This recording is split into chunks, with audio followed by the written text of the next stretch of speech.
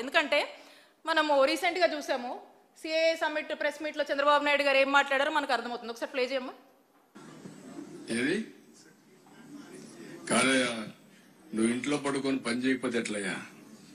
గుర్తుపెట్టుకోవాలి, మీరందరూ కూడా ఏం తయారయ్యారంటే ఊరికే జీతాలు ఇస్తారా? పని చేయాలి కదా. ప్రతి ఒక్కసారి కేంద్రం రాష్ట్రం డబ్బులు ఇస్తుందా? మీరు కూడా గుర్తుపెట్టుకోవాలి, పని చేయాలి. పని చేయకపోతే ఎన్నిసార్లు గవర్నమెంట్ ఎక్కడైనా డబ్బులు తెచ్చిస్తామండి? ఇది ట్యాక్స్ పేయర్స్ మనీ కదా. ఇది ఎఫిషియన్సీ ఉండాల్సిన పని లేదా? ఆంధ్రుల హక్కు, విశాఖ ఉక్కు. మనం పని చేయకుండా దాన్ని వైట్ ఎలిఫెంట్ మారి పెట్టుకుని కూర్చుంటారు. ఇంట్లో పని చేయించాలి. మనం కూడా పని చేయాలి, కష్టపడక్కర్లేదు. దాన్ని సిస్టమేటిక్ గా రన్ చేసి ప్రొఫెషనల్ గా రన్ చేస్తే అది వైబుల్ అవుతుంది ఆటోమేటిక్ గా. కాబట్టి నువ్వు కూడా ఎంతో పైన ఏమి అన్సెటిల్మెంట్ ఉంది అట్లా? ఎవరు చెప్పారయ్యా నీకు? ఎవడు చెప్పాడు? బుద్ధి ఉండాలి. ఏం తీసుకోవాలి? ఏం తీసుకుంటారు? 12,000 కోట్లు ఇస్తే ఏం తీసుకుంటారు? నీకు వచ్చి మీ ఇంటికి వచ్చి చెప్పాలా? నేను ప్రైవేట్ చేయనండి ఎన్ని గంటలు చెప్పాలి?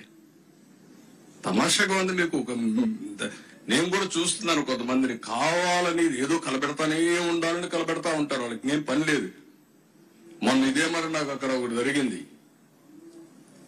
ఏ ఇండస్ట్రీ రానివ్వకుండా చేస్తే కెమికల్ ఫ్యాక్టరీలో పీడీ కింద పెట్టినాక అన్ని సెట్ అయిపోయినాయి. ఎత్తుపై లోపలేస్తే ఇంక డిస్టర్బెన్సీ లేదు, అన్ని ఇండస్ట్రీస్ బాగున్నాయి, రాష్ట్రం కూడా బాగుంది. మీరు కూడా ఇవన్నీ గుర్తుపెట్టుకోవాలి.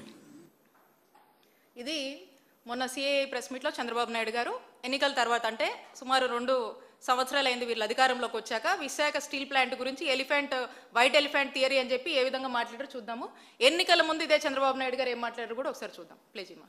నేను అడుగుతున్నా, విశాఖపట్నం ఆత్మ నమ్మితే మీరు ఉపేక్షిస్తారా తమ్ముళ్ళు అని అడుగుతున్నా. విశాఖపట్నం స్టీల్ సిటీని స్టోలన్ సిటీగా చేస్తే మీరు ఆమోదిస్తారా అని మిమ్మల్ని అడుగుతున్నా. అందరం కలిసి కాపాడుకుంటామా లేదా అని అడుగుతున్నా. ఇప్పుడు చెప్పండి, కాపాడుకుంటాం కలిసి పోరాడతాం అందరం ఒకటవుతాం, సంఘటన శక్తిగా తయారవుతాం. విశాఖపట్నం ఉక్కు అనేది మన ఆత్మ.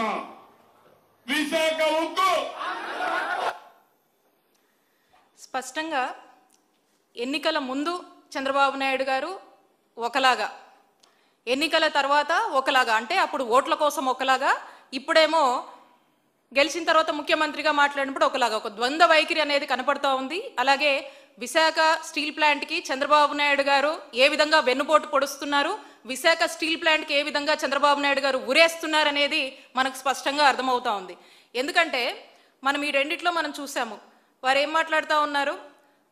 చంద్రబాబు నాయుడు గారు ఒక విలేకరన్న ఈ విశాఖ స్టీల్ ప్లాంట్ ప్రైవేటైజేషన్ గురించి ఏంటని చెప్పి మీ స్టాండ్ ఏంటని వారి మాటల్లో చంద్రబాబు నాయుడు గారిని అడిగితే, ఆ విలేకరిని నీ చెవులో చెప్పాలా, మీ ఇంటికి వచ్చి చెప్పాలా, ఇంట్లో కూర్చొని వీళ్ళు తిని పడుకుంటే సరిపోద్దా అని కార్మికుల్ని ఎంత చిన్న చూపు చేసి కార్మికుల్ని ఏ